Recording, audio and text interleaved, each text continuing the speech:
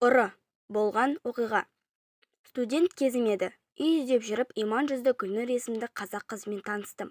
Бірден жылы шырай кеткен қара торы бойжеткен жалғыз тұратынын айтып, үйіне шақырды. Сұраған пәтер ақысы да көңілге қонымды болғандықтан бірден келісе кеттім. Көшіп бардым. Ертесі туған күн екен. Азын-аулақ дайындық жасауды да ұмытпадық. Ол көрші құрбысы Батисада кілт бар екенін және жылға жуық араласатынын, осы үйге өз үйінде кіріп шығып жүре беретінін айтты. Таңертең құрбысы келіп, аз-маз әңгіме айтып, қайта шығып кетті.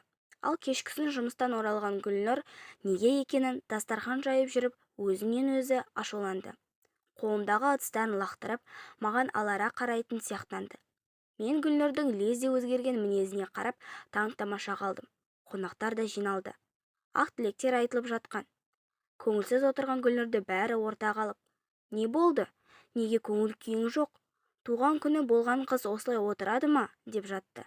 Мен де оның ашулы жүзін жаратпай: "Өз туған күніңде көңілді отыршы" дегенім сол. "Қалай көңілді отырамын? Үйіме ұры көшіп келсе" деді. Бәрі дастарханнан тұрып, Гүлнұрды келесі бөлмеге оңаша алып кетті. Мән-жайды түсінбей қалған мен соңынан тұра жүгіріп едім. Ол маған бұрылып та қарамастан: "Сен әңгімемізге араласпашы" деді. Бейтаныс ортада бейтаныс адамдардың қылығын ұқпаған күйі жатып қалдым.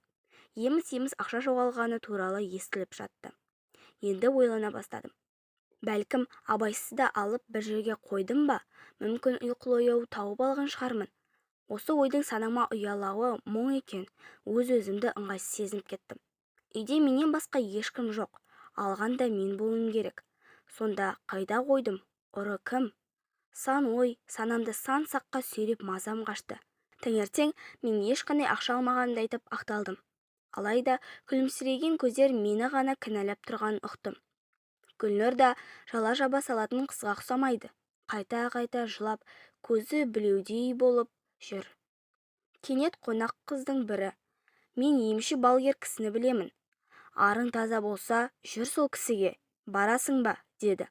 "Кеттік" дедім мен басқа амалым табылмаған соң. Батиса, мен, Гүлнұр үшеуміз емші әйелдің есігін қақтық. Гүлнұрдың әңгімесін тыңдап болған соң, ол кісі Құран кітапқа үңіле бастады. Кенет дәл қарсы алдында отырған маған қарап тұрып: "Мына қыздан көріп жүрсің бе?" деп күлді. "Бұл қыздан өзге ешкім емес" деді Гүлнұр ызаланып.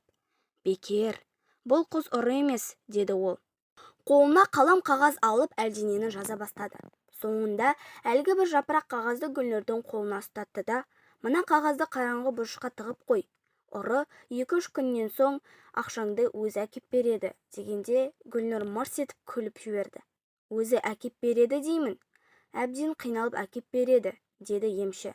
Жолда Батисаның әңгімесінен Тараз қаласын әлі білмейтінін, жыл бұрын өзге елден көшіп келсе де ешқайда шығып көрмегенін түсіндім. Үйге келе сала қолымызға Құран ұстап, өзара шынымызды айту үшін серттесе бастадық. Алғашқы болып Гүлнұр бастады. "Мен ақша жоғалтқаным рас, ант етейін" деді де Батисаға берді. "Ақшаны ұрлаған мен болсам, сәби сүймей өтейін." Сол сәтте мен ол қызды сәби сүйе алмай жүрген келіншек екенін ұқтым. Кезек маған келді. Батиса күлімсіреп: "Ал баста" деп қойды. "Мен ешқандай ақша ұрлаған жоқпын. Соңымнан ерген жалғыз бауырым бар еді. Қымбатым да сол" деп жанарыма келген жасты іркіп алдым. Гүлнұр жұмысынан кеш келетін. Әскери округта аспазшы. Ақша ұрланғанына 3-ші күн деген күні жұмысынан алып ұшып ерте келді. Келе маған құшағын жайып ренжімеуімді өтіне бастады да: "Жұмысқа Батиса келді. Ол менің жұмысым тұрмақ өз үйінің адресін білмейді ғой.